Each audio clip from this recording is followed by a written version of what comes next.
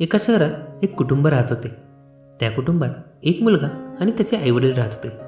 वडील दुकानदार होते. त्यांचे नाव केशव होते. ते त्यांच्या मुलालाही दुकानातील काम शिकवत होते. आयुष्य चांगले चालले होते. घरात सर्वजण सुखी होते. एके दिवशी मुलासाठी स्थळ आले आणि केशवच्या मनात विचार आला की आता आपल्या मुलाचे लग्न झाले पाहिजे. त्याने विचार केला की मुलगासुद्धा खूप छान दुकानदारी शिकला आहे आणि त्याला पुढे काम करायला काही अडचण येणार नाही. केशव एक साधा माणूस होता, पण त्याची बायको थोडी जुन्या विचाराची आणि चिडचिड्या स्वभावाची होती. केशवच्या बायकोचं म्हणणं होतं की आपल्याला सर्व काही बघूनच विचार करून ठरवायला हवं. आधी बघायला हवं, मगच पुढे जायला हवं. त्यावर केशव म्हणाला की आता तुला तुझं वागणं बदलावं लागेल. आता मुलाचं लग्न होणार आहे, त्यामुळे आपल्यालाही त्याचप्रमाणे जगावं लागेल. बायको म्हणाली, मी का माझं वागणं बदलू? माझं वागणं बरोबरच आहे. केशव खूप समजदार व्यक्ती होता. तो त्याच्या बायकोला म्हणाला, माझं नीट ऐक. आत्तापर्यंत आपला मुलगा आपलं सगळं ऐकायचा, पण त्याचं लग्न झाल्यावर काही गोष्टी बदलतील. जेव्हा आपल्या मुलाचं लग्न होईल तेव्हा तो या दुविधा मनस्थितीत अडकू शकतो की बायकोचं ऐकावं की आईवडिलांचं.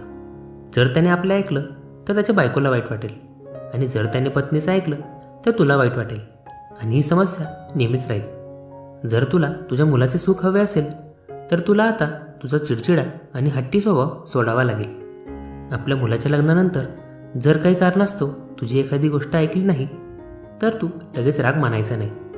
तुला त्या गोष्टीकडे दुर्लक्ष करावे लागेल, नाहीतर आपला मुलगा चिंतेत पडेल आणि या कारणामुळे त्याच्या वैवाहिक जीवनात समस्या येऊ शकतात. मग काही दिवसांनी त्या मुलाचे लग्न झाले. दुसऱ्या दिवशी सकाळी जेव्हा सोनबाई उठली तेव्हा केशवराव तिला म्हणाले, आतापासून हे घर तुलाच चालवायला लागेल. तुला सर्व काही गोष्टी कराव्या लागतील. ही जबाबदारी आता तुझी आहे. असं म्हणून केशवराव व त्यांचा मुलगा दुकानाच्या दिशेने निघाले. केशवरावाची बायको त्यावेळी काहीच बोलली नाही. त्या दिवशी सुनेने रात्रीचं जेवण बनवलं आणि जेवणात मीठ जास्त पडलं होतं.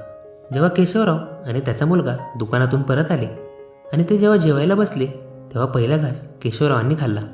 त्यांना त्यात मीठ जास्त लागले, पण काही न बोलता ते जेवत होते. मग मुलगा जीव लागला. त्याला मीठ जास्त लागताच तो त्याच्या वडिलांकडे बघून म्हणाला, बाबा, यात किती मीठ आहे? मुलगा बायकोला काही बोलणार तितक्यातच केशवरावांनी मुलाला गप्प बसायला सांगितले आणि म्हणाले, काही बोलायची गरज नाही, शांतपणे खा. मुलाला काही समजत नव्हते.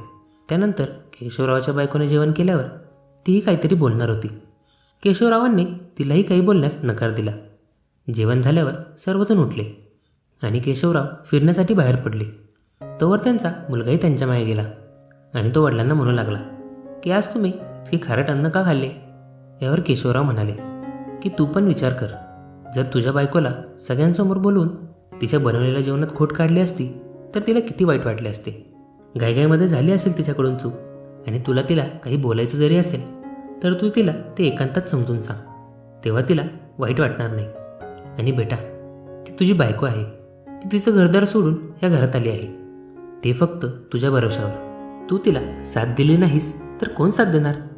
आता तुला वडीलधाऱ्यांकडे बघून घर चालवायचं आहे. वडिलांचे म्हणणे मुलाला समजले होते. शेवटी जेव्हा त्या मुलाच्या बायकोने जेवण केले तेव्हा तिलाही समजले की जेवणात मीठ खूप आहे. म्हणून तिने दुसऱ्या दिवशी सगळ्यांना सांगितले की मला माफ करा, मी रात्री जेवणात जास्त मीठ टाकले होते. यावर केशवराव म्हणाले, काही हरकत नाही, कधीतरी गडबडीत अशी चूक कोणाकडूनही होऊ शकते. मुलाच्या बायकोने माफी मागितल्यानंतर केशवरावाच्या बायकोनेही विचार केला, आतापासून मी सुनेला काहीही बोलणार नाही. मी तिला नेहमी प्रेमाने समजून सांगेल. कदाचित मी सोनबाईला काही बोलले असते तर परिस्थिती आणखी बिघडली असती.